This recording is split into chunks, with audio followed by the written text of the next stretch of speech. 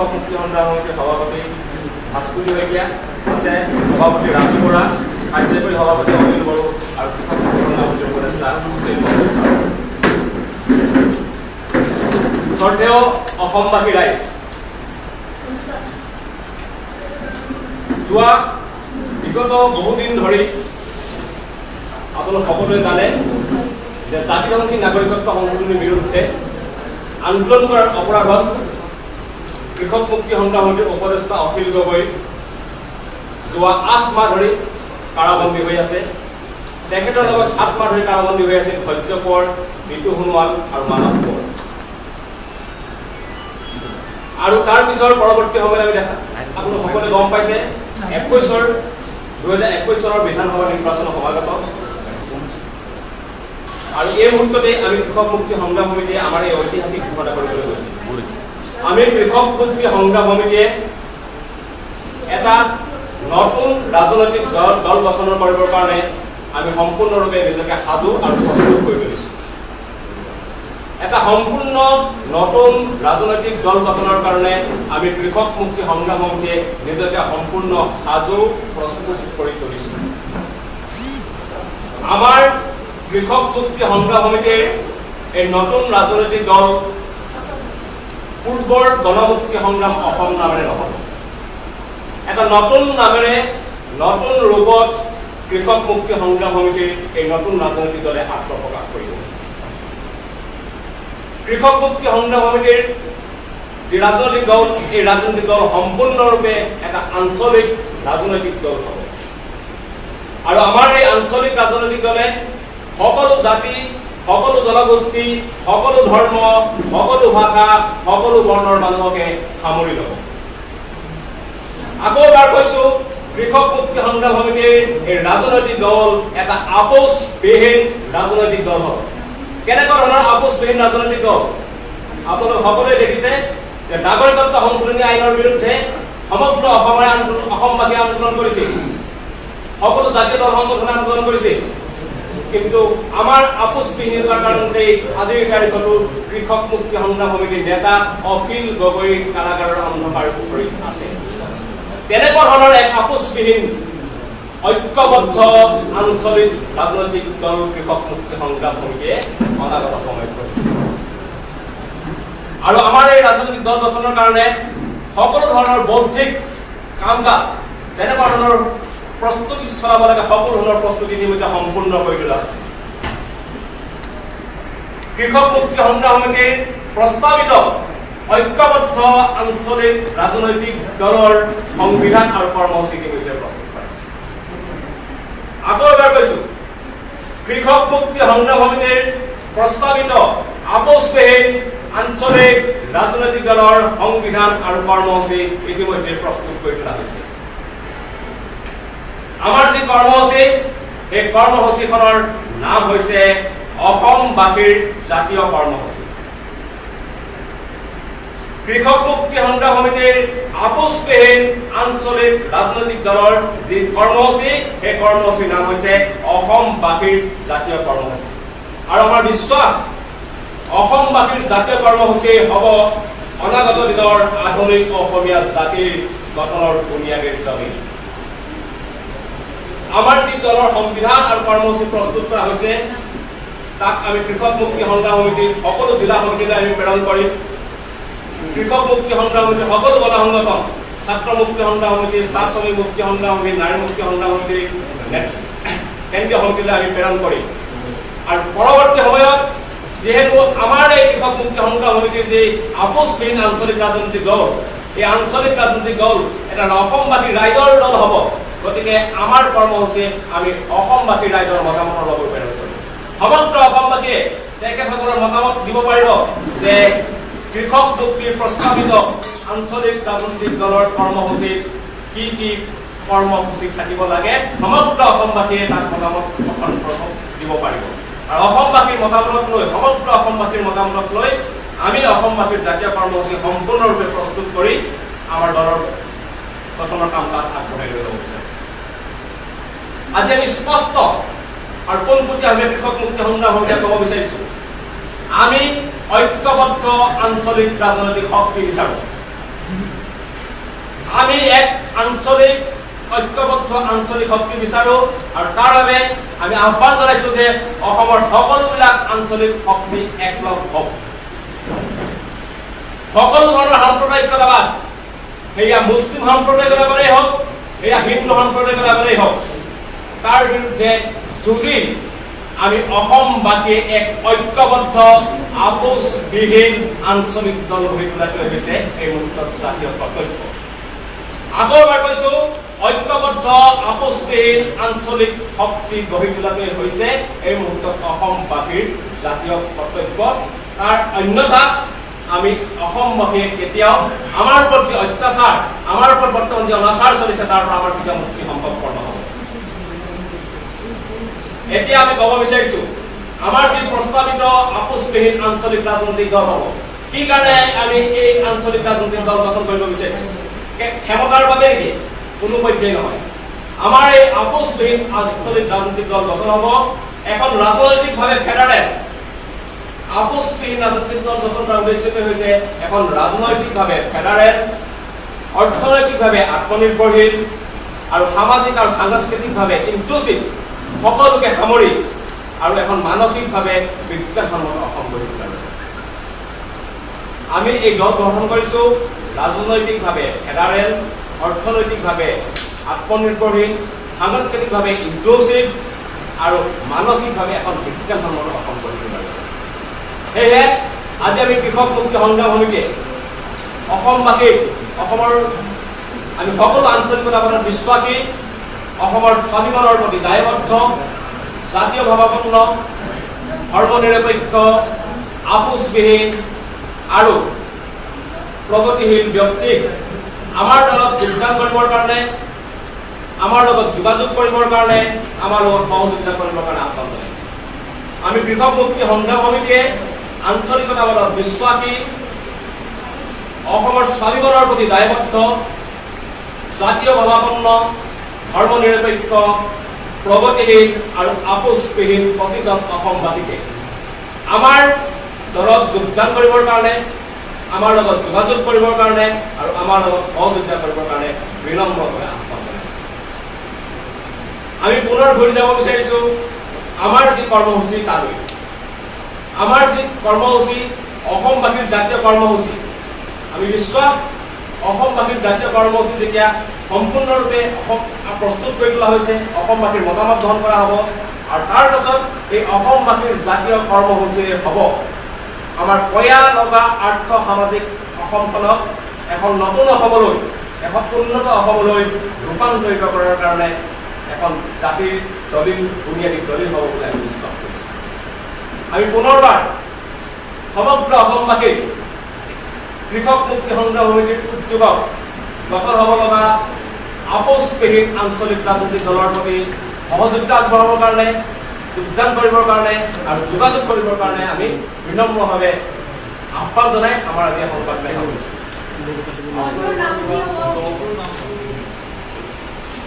আকৌ এবাৰ স্পষ্ট কৰি দিছোঁ যে আপোনালোক সকলোৱে জানে যে আমি পূৰ্বতে শিৱসাগৰৰ বীৰবেৰাঙলী অধিৱেশনত এটা দল গঠন কৰিছিলোঁ, যি দলৰ নাম আমি গণমুক্তি সংগ্ৰাম অসম নাম দিছিলোঁ। কিন্তু আমাৰ এই নতুন দল গণমুক্তি সংগ্ৰাম অসম নামেৰে নহ'ব, এই নতুন দল নতুন নামেৰে আৰু নতুন ৰূপত হ'ব।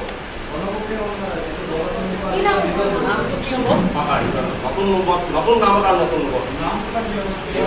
আপোনালোক সকলোৱে জানে যে কৃষক মুক্তি সংগ্ৰাম সমিতিৰ উপদেষ্টা অখিল গগৈ জাতিধ্বংসী কাৰ বিৰুদ্ধে আন্দোলন কৰাৰ অপৰাধত 8 মাহ ধৰি কাৰাবন্দী হৈ আছে আৰু তেখেতৰ বাবে তীব্ৰ আইনী যুঁজ চলোৱাৰ ব্যৱস্থা কৰা হৈছে। আমি আশাবাদী অতি সোনকালেই তেখেত কাৰাগাৰৰ অন্ধকাৰ পুখুৰীৰ পৰা মুকলিয়াবলৈ আহিব। সমগ্ৰ অসমবাসীয়ে এতিয়া চাই আছে এজন মানুহৰ মুখলৈ, সেইজন আছে অখিল গগৈ। আৰু আমি ভাবোঁ যে অখিল গগৈয়ে ওলাই আহি নিজ মুখেৰে কৃষক মুক্তি সংগ্ৰাম সমিতিৰ প্ৰস্তাৱিত ৰাজনৈতিক দলৰ নাম ঘোষণা কৰিব।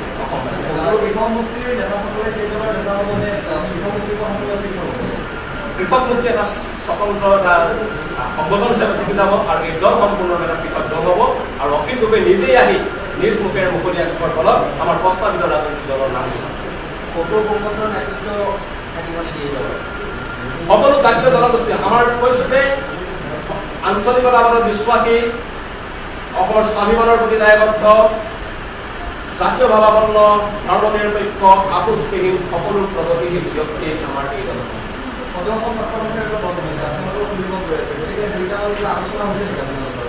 আমাৰ লগত এতিয়ালৈ কোনো আনুষ্ঠানিক আলোচনা হোৱা নাই, কিন্তু আমি আকৌ এবাৰ কৈছোঁ যে এই মুহূৰ্তত ঐক্যবদ্ধ আঞ্চলিক শক্তি গঢ়ি তোলাটোৱে হৈছে অসমবাসীৰ জাতীয় শক্তি।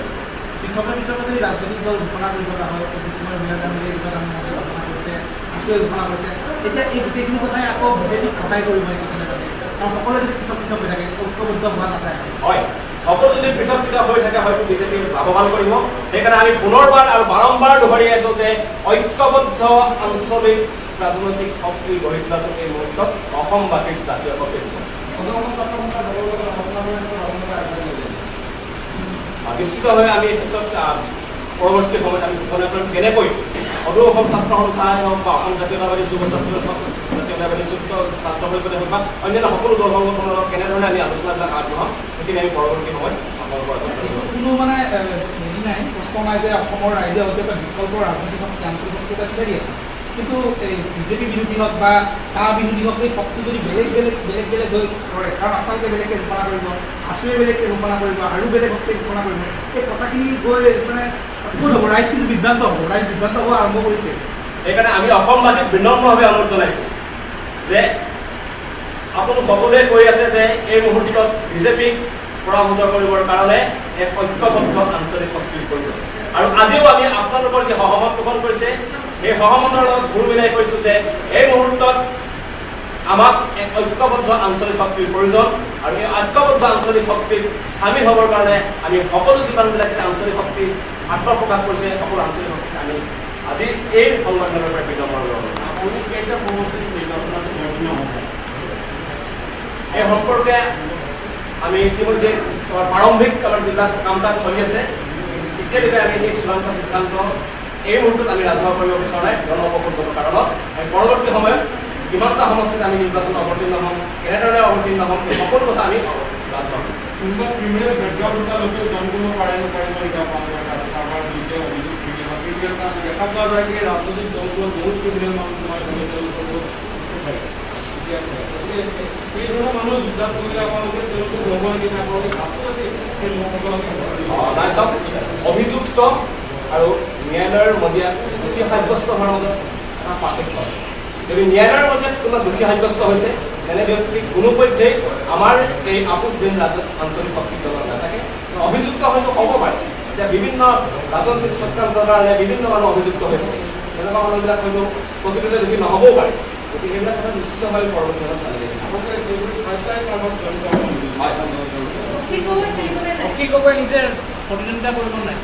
নিশ্চিতভাৱে অখিল গগৈয়ে প্ৰতিদ্বন্দ্বিতা কৰিব আৰু অখিল গগৈ নিজেই ওলাই আহি আমি কৈছোঁ যে কাৰোবাৰ ওলাই আহি ৰাজনৈতিক দলৰ নাম নিশ্চিতভাৱে ঘোষণা কৰিব। কাৰণ সমগ্ৰ আমি অসমবাসীয়ে এতিয়া এখন ব্যক্তিৰ মুখলৈ চাই আছে, এজন অখিল গগৈ। আৰু এই কথা আমাৰ বিভিন্ন প্ৰতিদিনে আমাৰ মাজতে যি ধৰণৰ সঁহাৰি আহি আছে, আপোনালোকে দেখা পাইছে যে আমাৰ হাতত এটা ফুটা কৰিও নাছিল অখিল গগৈৰ আইনী যুঁজৰ কাৰণে। আৰু ৰাইজে এটকা দুটকাকৈ বৰঙণি দি যি মৰমেৰে আমাক উপচাই দিছে, আমি বিশ্বাস সেই একেই মৰম আমাৰ এই প্ৰস্তাৱিত ৰাজনৈতিক দলেও অসমবাসী ৰাইজৰ পৰা।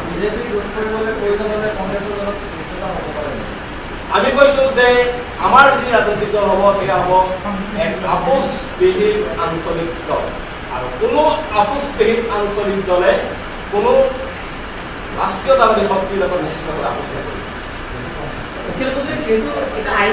আইনৰ প্ৰক্ৰিয়া সোমাই আছে অভিযোগ জামিনৰ কথাটো তেওঁ যদি মুক্তি পায় কিবা কাৰণত হ'ব নোৱাৰে, আচলতে পাতিছেহে কোৰ্টে নিদিলে, তেতিয়া আমি ৰাজনৈতিক দলটো নহ'ব নেকি? হ'ব। আমি অহা অক্টোবৰ মাহৰ ভিতৰত অখিল গগৈ কাৰাগাৰৰ পৰা ওলাই আহিব বুলি আমি বিশ্বাস কৰিছোঁ। আমাৰ তীব্ৰ আইনী যুঁজ চলোৱা হৈছে, আমাৰ ন্যায়ালয়ৰ ওপৰত আস্থা আছে, আমাৰ আস্থা আছে ভগৱানৰ ওপৰত, আৰু আমাৰ আস্থা ৰাইজে যি ধৰণৰ মৰম আৰু আশীৰ্বাদ আমাক উপস্থাই দিছে যে ৰাইজৰ মৰম আৰু আশীৰ্বাদে আমি বিশ্বাস যে অখিল গগৈ শীঘ্ৰে মুকলি আকাশৰ দললৈ ওলাই আহিব। এই মুহূৰ্তলৈ কোনে কোনে আপোনালোকক যোগাযোগ কৰিছে, যিহেতু এটা দলৰ ঘোষণা কৰিছে, আপোনালোকে নামটো ঘোষণা কৰা নাই, বিভিন্ন ধৰণৰ ব্যক্তিৰ বা বিভিন্ন ধৰণৰ দল সংগঠনৰ লগত যোগাযোগ চলি আছে। কিন্তু মই কৈছোঁ যে সম্পূৰ্ণ ৰদৰপকল্পতাৰ কাৰণত সেইখিনি কথা আজি ৰাজহুৱা কৰাটো সম্ভৱপৰ নহয়। আমি পৰৱৰ্তী সময়ত যেতিয়া সেইবিলাকৰ ক্ষেত্ৰত এটা চূড়ান্ত সিদ্ধান্তত আমি উপনীত হ'ম সেই মুহূৰ্তত আপোনালোকক আমি কিন্তু 1 বছৰ দিনত আমাৰ কনফিডেন্স আছে যে মুখ্যমন্ত্ৰী পদৰ অখিল গগৈ তেওঁলোকে নিশ্চিতভাৱে অখিল গগৈ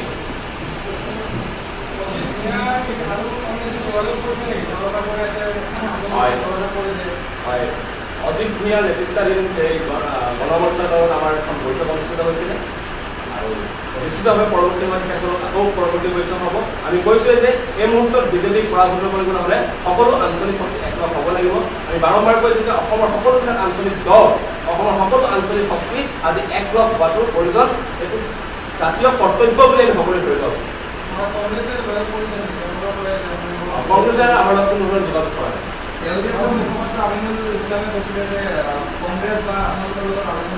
আমি কোনো ধৰণৰ সাম্প্ৰদায়িকতাবাদী শক্তিৰ লগত নাই এয়া মুছলমান সাম্প্ৰদায়িকতাবাদেই হওক এয়া হিন্দু সাম্প্ৰদায়িকতাবাদেই হওক কৃষক মুক্তিৰ প্ৰস্তাৱিত আপোচহীন ৰাজনৈতিক দল কোনো ধৰণৰ সাম্প্ৰদায়িকতাবাদী শক্তিৰ লগত আমি কোনো ধৰণৰ আপোচ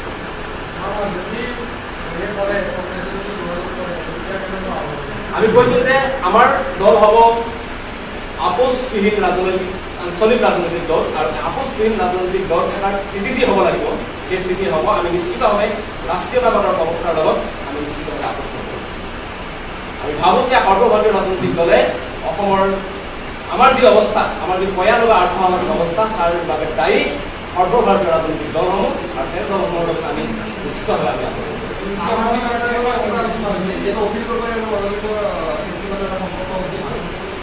হয় আমাৰ এটা পৰ্যায়ত কিছু ধৰণৰ যোগাযোগ চলি আছে পৰৱৰ্তী সময়ত আমি এইবিলাক ৰাজহুৱা কৰিম তেতিয়া আমি এটা চূড়ান্ত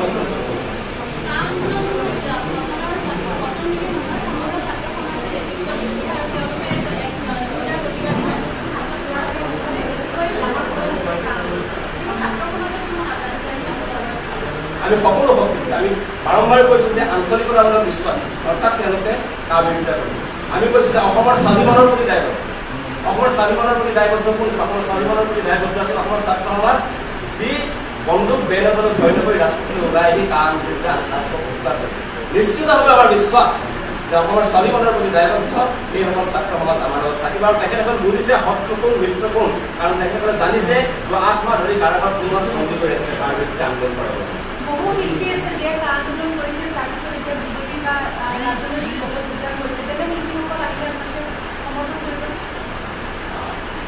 যিবিলাক আমি কৈছোঁ যে আমাৰ কোনো সুবিধাবাদী ৰাজনীতিৰ লগত কোনো সম্পৰ্ক নাই আমি বাৰম্বাৰ কৈছোঁ যে আঞ্চলিকতাবাদত বিশ্বাসী অসমৰ স্বাভিমানৰ প্ৰতি যাৰ দায়বদ্ধতা আছে সেইসকল ব্যক্তি আমাৰ লগত যোগাযোগ কৰিবলৈ আমাৰ লগত যোগদান কৰিবলৈ আমাৰ লগত সহযোগিতা কৰিবলৈ আমি আকৌ অচিৰে আমি যোগদান প্ৰক্ৰিয়া আৰম্ভ হ'ব আমি বাৰম্বাৰ কৈছোঁ যে অতি শীঘ্ৰে কাৰোবাৰ পৰা মুকলি ভাষালৈ ওলাই আহিব আৰু তাৰপিছতে আমি পূৰ্ণাংগ ৰূপত আমাৰ দলখনৰ এই সময়ত আমি অতি শীঘ্ৰে ৰাজহুৱা কৰোঁ যে কেনেদৰে আমি পৰৱৰ্তী কাৰ্যসূচীবিলাক ল'ম যিখিনি সিদ্ধান্ত এতিয়ালৈকে চূড়ান্ত হৈছে বুলি আপোনালোকক আমি ক'লোঁ যে আমাৰ সংবিধান প্ৰস্তুত হৈছে আমাৰ কৰ্মসূচী প্ৰস্তুত হৈছে অসমবাসীৰ জাতীয় কৰ্মসূচী প্ৰস্তুত হৈছে আমাৰ নাম চূড়ান্ত হৈছে এইখিনিলৈকে আমি যিখিনিলৈকে চূড়ান্ত হৈছে আমাৰ দলৰ উদ্দেশ্য চূড়ান্ত হৈছে আমাৰ লক্ষ্য ঠিক হৈছে সেইখিনিলৈকে আমি আপোনালোক ৰাজহুৱা কৰিছোঁ আৰু যিখিনি এতিয়ালৈকে চূড়ান্ত হোৱা নাই সেইখিনি পৰৱৰ্তী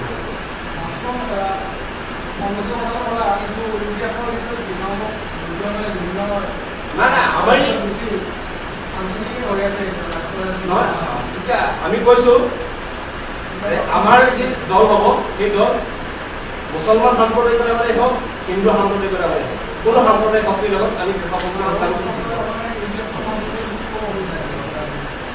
এইটো আপোনালোকেও জ্ঞাত আপোনালোকে দীৰ্ঘদিন ধৰি ৰাজনৈতিক খবৰ সংগ্ৰহ কৰি আছে গতিকে আমাৰ কৰ্তব্য আমি স্পষ্ট যে আমি কোনো সাম্প্ৰদায়িক শক্তিৰ লগত এয়া হিন্দু সাম্প্ৰদায়িক শক্তিয়ে হওক এয়া মুছলমান সাম্প্ৰদায়িক শক্তিয়ে হওক তেনেকুৱা সাম্প্ৰদায়িক শক্তিৰ লগত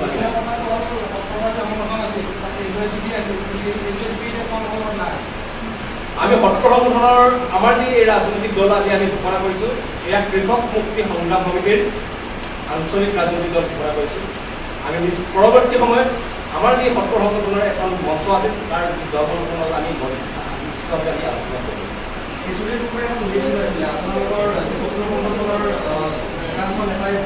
সেইখন এখন ভুৱা গণমুক্তি সংগ্ৰামটো কি হ'ল গণমুক্তি সংগ্ৰামটো আপোনালোকে পালন কৰিয়ে বান্ধি দিলে গণমুক্তি সংগ্ৰাম আমি গঠন কৰিছিলোঁ বিভিন্ন কাৰিকৰী কাৰণত আৰু অনসংগত কাৰণত আমি গণমুক্তি সংগ্ৰাম অসমৰ দল গঠনৰ কাম কাজটো আগবঢ়াই নিনিলোঁ আৰু আমাৰ যি নতুন দল হ'ব সেই দল সম্পূৰ্ণ নতুন নামেৰে আৰু নতুন ৰূপত আত্মপ্ৰকাশ কৰিব। ধন্যবাদ।